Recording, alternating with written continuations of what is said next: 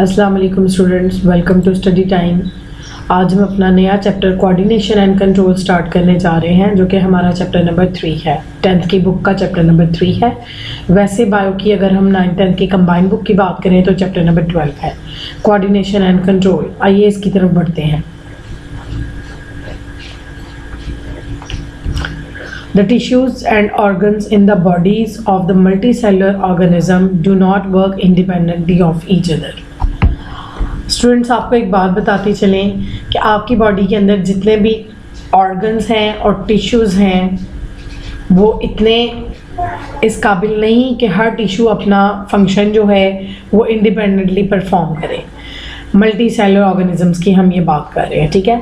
Multi cellular organisms के अंदर जितने भी ऐसे ऑर्गेनिज्म आते हैं जिनकी बॉडीज़ ऑर्गन्स बॉडी के अंदर ऑर्गन्स होते हैं और बॉडीज़ टिश्यूज़ से मिलके बनी हैं, वो तमाम जो मल्टी सेलुलर ऑर्गेनिज्म हैं उनकी बॉडीज़ के जो टिश्यूज़ हैं दे आर और ऑर्गन्स हैं, they are not able to work independently.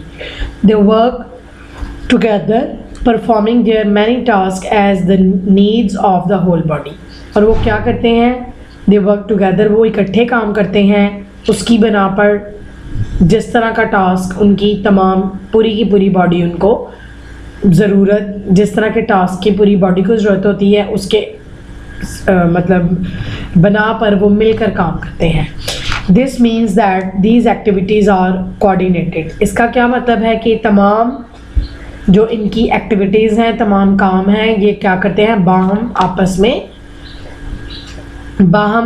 मिलजुल कर काम करते हैं। Coordination also enables the organism to response to happening in the world around it. Coordination जो है वो ऑर्गेनिज्म को इस काबिल बनाती है या ऑर्गेनिज्म को इस तरफ लेकर जाती है कि वो क्या करे, वो रिस्पॉन्स करे मिलकर। पूरा एक ऑर्गेनिज्म और उसकी बॉडी के ऑर्गन्स या बॉडी के टिश्यूज़ जो होते हैं वो अपनी जो उसके इर्द गिर्द जो कुछ भी हो रहा होता है उसके लिहाज से वो क्या करते हैं? कोऑर्डिनेटेड एक्शंस करते हैं। One familiar example of coordination is the way in the muscles work together during the movement. और इसकी एक एग्जांपल क्या है कि जब आप लोग बॉडी को मूव करते हैं या आपकी बॉडी किसी किस्म की मूवमेंट शो करती है तो उस हवाले से क्या होता है कि आपका पूरा का पूरा बॉडी है जो उसके अंदर जितने भी मसल्स हैं दे work together during their movement. When a boy runs to catch a ball, जब एक लड़का किसी गेंद को पकड़ने के लिए भागता है, he uses 100 of muscles to move. वो क्या करता है? अपने 100 of muscles को यूज़ करता है मूव करने के लिए। किसको मूव करने के लिए? His arms, अपनी बाजू को, his legs and back, अपनी टांगों और अपनी बैक को, ठीक है।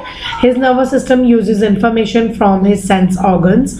उसका नर्वस सिस्टम क्या करता है? इंफॉर्मेशन को यूज़ करता है उसके सेंस ऑर्गन से एंड कोऑर्डिनेट्स दीज मसल्स। और फिर उन मसल्स को क्या करता है? कोऑर्डिनेट करता है, ठीक है। उनको बताता है कि उन्होंने किस तरह से काम करना है या वो कैसे मूव कर सकते हैं। Due to the coordination the muscles contract in the correct sequence. इसी कोऑर्डिनेशन की वजह से, इसी बाहमी ताल्लुक या बाहमी रब्त की वजह से मसल्स क्या करते हैं? They are able to contract in the correct sequence, power and length of time, ठीक है। कि उनकी एक पावर होती है और उनकी जो टाइम मूवमेंट या उनकी लेंथ है स्ट्रेच करने की मसल्स की या कॉन्ट्रैक्ट करने की, वो सबकी क्या होती है? सेम आती है आपकी, ठीक है। But that is not all, लेकिन ये सिर्फ यही नहीं, such activities involve many other kind of coordinations. और ऐसी एक्टिविटीज़ के अंदर और बहुत सारी बाहमी कोऑर्डिनेशन, बाहमी रब्त जो हैं वो मौजूद होते हैं। फॉर एग्जांपल ब्रीदिंग, सांस लेने का अमल, and heart beat rates are increased. आपके जो भागने के अमल में जिस तरह से बताया गया कि आपकी मसल्स को एक सीक्वेंस में कंट्रोल किया जा रहा होता है, वो मसल्स जो हैं वो तो कंट्रोल हो रहे होते हैं, लेकिन इसके साथ साथ आपका ब्रीदिंग और हार्ट रेट जो होता है उसके अंदर भी एक कोऑर्डिनेटेड तरीकाकार चल रहा होता है, उसमें भी एक कोऑर्डिनेशन होती है। और उसमें क्या हो रहा होता है? Breathing rates and heart beat both rate increased, blood pressure is adjusted. दोनों क्या करते हैं कि इंक्रीज़ और डिक्रीज़ कर रहे होते हैं, साथ साथ हार्ट बीट भी इंक्रीज़ करेगी और दूसरी तरफ ब्रीदिंग भी इंक्रीज़ करेगी, जिसकी वजह से आपका जो ब्लड का प्रेशर है उसको एडजस्ट किया जाता है। And extra heat is remove fast from the body, और इस तरह से जो एक्स्ट्रा हीट आपकी बॉडी में बन रही होती है, it can be remove from your body. How does it happens, ये किस तरह होता है? Life activities are controlled and coordinated, ज़िंदगी की तमाम एक्टिविटीज़ आपस में ताल्लुक़ रखती हैं, बाहमी और कंट्रोल की जाती हैं। That is body work as one unit, क्योंकि हमारा बॉडी जो होता है वो यूनिट की तरह काम कर रहा होता है, in which its different organs and system cooperate and work in the harmony with each other, जिसमें क्या होता है, डिफरेंट ऑर्गन्स और ऑर्गन सिस्टम्स जो होते हैं वो आपस में एक दूसरे के साथ कॉपरेट कर रहे होते हैं और उसको काम करने में उसकी मदद कर रहे होते हैं। When we are writing something, जब हम अपने हाथ से कुछ लिख रहे होते हैं, hand and fingers work in collaboration with our muscles।